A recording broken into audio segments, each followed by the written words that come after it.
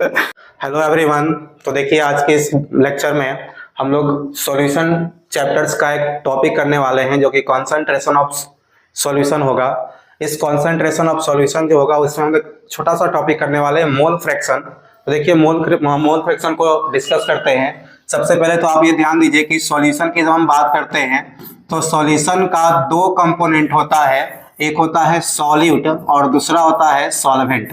तो सॉल्यूशन की दो कंपोनेंट की बात करेंगे हम लोग, सॉल्यूट और सॉल्वेंट पर। अब पूरे इस सॉल्यूशन चैप्टर में आप ध्यान रखेंगे, जब भी सॉलिड की बात आएगा तो इसे हम रिप्रेजेंट करेंगे सर ए से, और सॉल्वेंट को रिप्रेजेंट करते हैं बी से।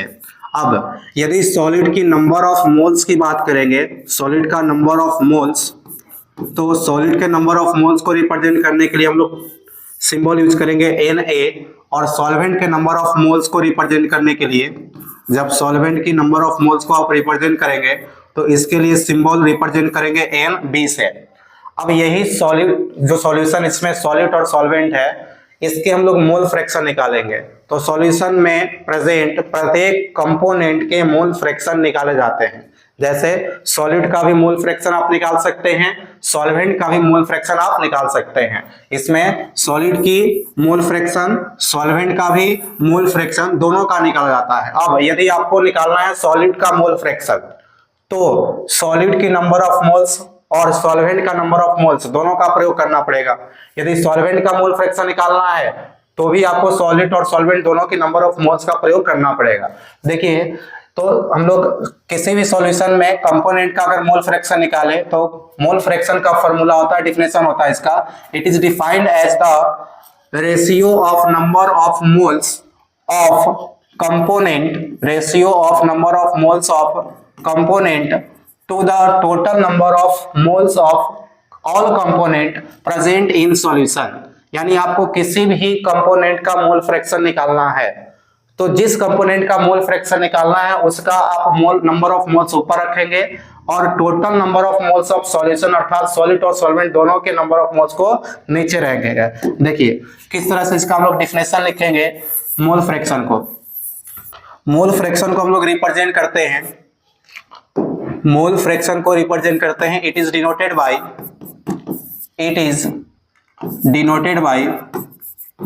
डिनोटेड बाय काई।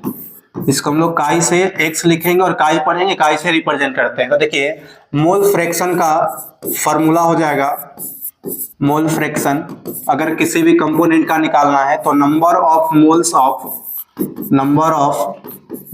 Of component divided by total number of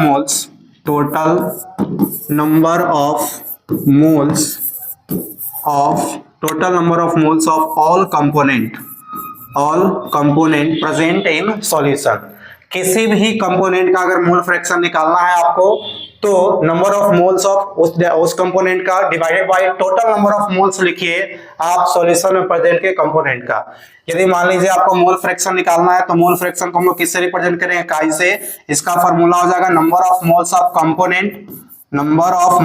component divided by number of moles of total number of component. कहने का अर्थ क्या है कि आप total number of moles of solution लिखेंगे। तो इस तरह से मोल फ्रैक्शन का आपका फॉर्मूला हो जाएगा। अब आइए, यदि आपको मोल फ्रैक्शन ऑफ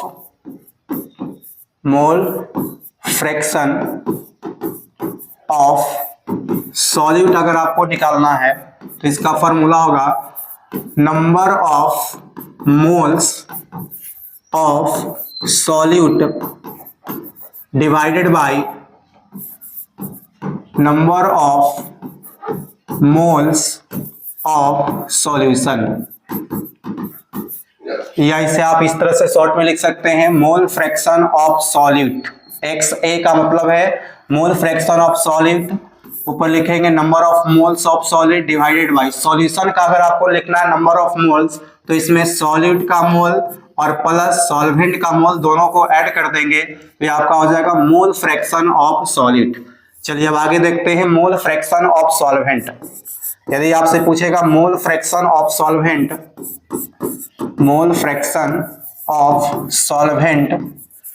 तो किस तरह से फाइंड करेंगे, तो फॉर्मूला हो जाएगा number of moles of moles of solvent divided by number of moles of solution, number of moles of solution. Short में इसे रिप्रेजेंट करेंगे mole fraction of solvent is equal to number of moles of solvent divided by total number of moles of solution, अर्थात solid का mole और plus solvent का मोल दोनों को क्या कर देंगे, ऐड कर देंगे। तो सॉलिड का नंबर ऑफ मोल्स और सॉल्वेंट का नंबर ऑफ मोल्स अगर निकालना है, जिसका भी मोल फ्रैक्शन आपको निकालना है उसका नंबर ऑफ मोल्स ऊपर divided by total number of moles. अगर सॉल्वेंट का निकालना है तो सॉल्वेंट का मोल ऊपर और नीचे आपको टोटल नंबर ऑफ मोल्स करना है। आइए थोड़ा और आगे देखते हैं इसको। देखिए आपको पता है अगर solid of mole fraction of solid निकालना है तो इसका formula number of moles of solid divided by number of moles of solid plus number of moles of solvent होगा। यदि मोल फ्रैक्शन ऑफ सॉल्वेंट निकालना है तो इसका फार्मूला होगा number of moles of solvent divided by number of moles of solid plus number of moles of solvent. अब दोनों को क्या करते हैं, टोटल आपको निकालना है कि मोल फ्रैक्शन कितना होगा सॉल्यूशन का, तो इसमें सॉलिड और सॉल्वेंट का मोल फ्रैक्शन दोनों को ऐड कर देंगे। सॉलिड का मोल फ्रैक्शन प्लस सॉल्वेंट का मोल फ्रैक्शन अगर ऐड करें तो देखिए इधर ऐड करेंगे तो क्या मिलेगा आपको, number of moles of solid divided by number of moles of solid plus number of moles of solvent. ये आपका है मोल फ्रैक्शन ऑफ सॉलिड इसका।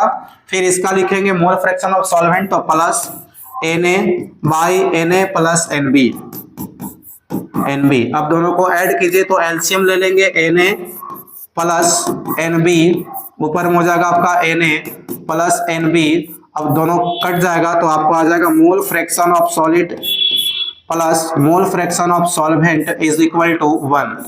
तो कभी भी अगर मोल फ्रैक्शन कहेगा निकालने के लिए तो आप सॉलिड और सॉल्वेंट सबका निकाल सकते हैं, लेकिन टोटल नंबर ऑफ मोल्स हमेशा कितना आएगा, 1 आएगा। इस फार्मूला से यदि आपका number mole fraction of solvent given हो और सॉलिड का निकालना है तो mole fraction of solid is equal to 1 minus mole fraction of solvent कर सकते हैं।